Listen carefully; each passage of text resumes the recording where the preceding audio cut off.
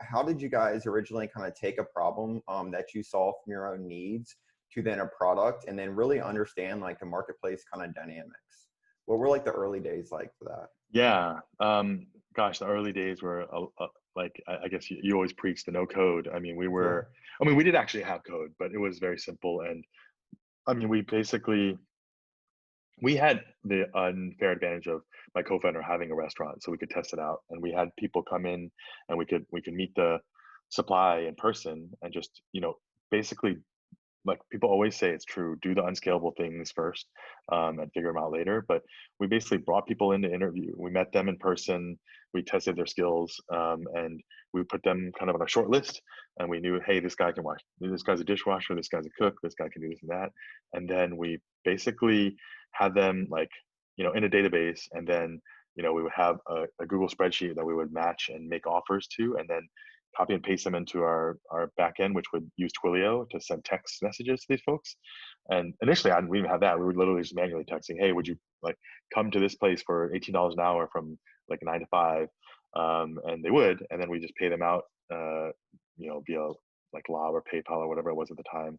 And once we did all those unscalable things, we started building in Stripe and building in like Lob with paychecks, and using Twilio setup, and then doing the matching in the back end versus on the spreadsheet in the spreadsheets.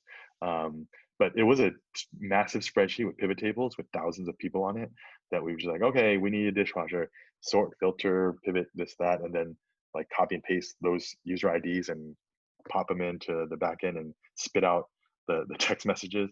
But it's pretty gnarly, but if you get the right team of scrappy people, you can get that done. And I think that's one thing I'd say is our whole first team, I think the turnover was pretty significant because we were getting I think it's tempting to get people with either fancy degrees or big company experience to be your first kind of team.